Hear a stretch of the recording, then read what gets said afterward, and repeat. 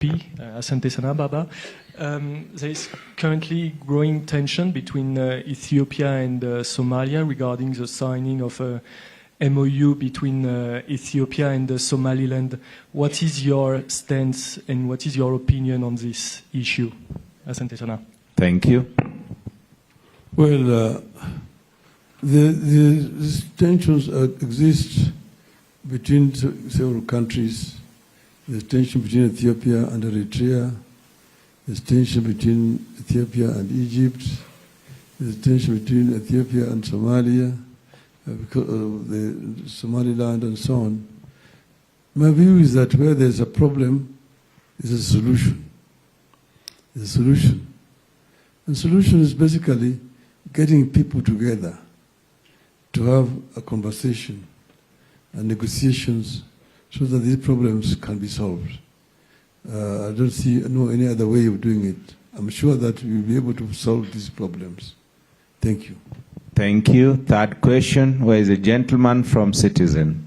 I think he's waited for too long. Sorry. Thank you for your kindness.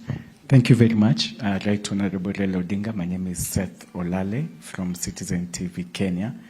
Mine would be, Right Honorable, how do you intend to navigate through the geopolitics of Africa, of the continent, in securing your candidacy? You have, like you mentioned in your speech, you have the Francophones, you have the Arabic nations, you have the SADC, and then you have EAC, not forgetting the Horn of Africa. How do you intend to navigate through that? You see, then some of these problems are artificially created. Because, you know, when Africa was fighting for independence, there was a lot of unity. You see, for example, Dar es Salaam became the headquarters of the liberation of Southern Africa. You find the Mozambican Frelimo at their camp there around Bagamoyo. The ANC were around Morogoro and so on. They were being supported easily. Before that, we find that a number of South Africans who are going to Europe, escaping the apartheid, were getting their travel documents in Dar es Salaam.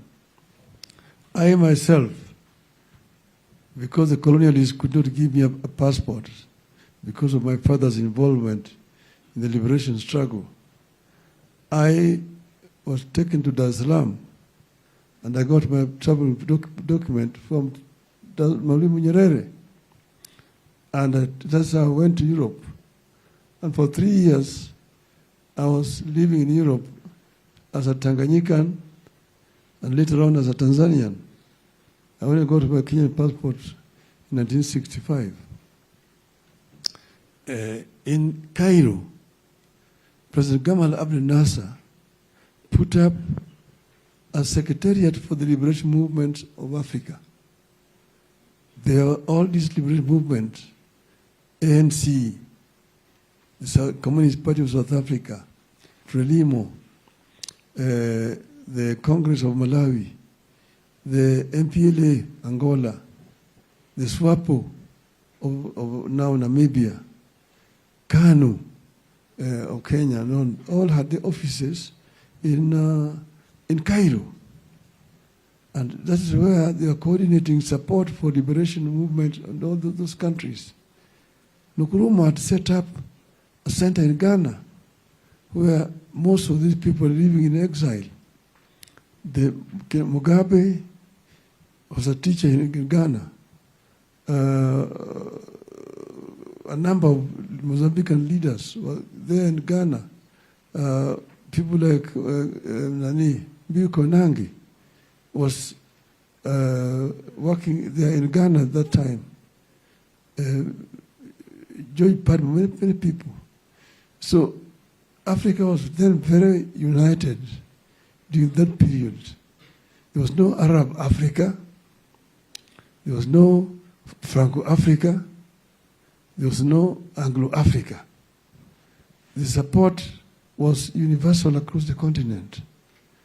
Those founding fathers, Ahmed Sékou Touré of Guinea, Modibo Keïta of Mali, Léopold Senghor of Senegal, Kwame Nkrumah, Ghana, Nnamdi Azikiwe, Nigeria, Ahmed Ben Bella, Algeria, Gamal Abdel Nasser, Egypt, Haile Selassie, Ethiopia, Mwalimu Nyerere, Tanzania, Jomo Kenyatta in Kenya. Those were Pan-Africanists at that time. So they were never thinking about themselves as coming from these colonial states. They are seeing themselves as Africans first. And I'm sure that we are able to recreate that spirit of Pan-Africanism that will unite Africans irrespective of their ethnicity, of their colonial heritage, or of their linguistic heritage, but that they are Africans. First and foremost, be Africans. You will be Afrophone, not Lusophone, Francophone, Arabophone, Anglophone. This is my position. It is possible to unite African people and think first and foremost as Africans. Thank you. Thank you. We had a freelancer, yes, on that table. Thank you, Mr. Prime Minister. As you said, much of the population of the continent are under 35, and you're giving us names that a majority of us no longer identify. I mean, it's history. You're running for a position that should look ahead. For instance, if you walk into the African Union headquarters, much of the work of the African Union is funded by the European Union, including the peacekeeping that's happening in Somalia. The building itself is built by the Chinese. You talk about all kinds of things you say that should be done in the continent. How do you want to pay for it? How should the leadership, or under you or the other candidates, be able to pay for it and embrace an idea that's independent, financially self-sufficient, than the status quo at the moment? And my second question is, we're seeing uprising happening in this continent.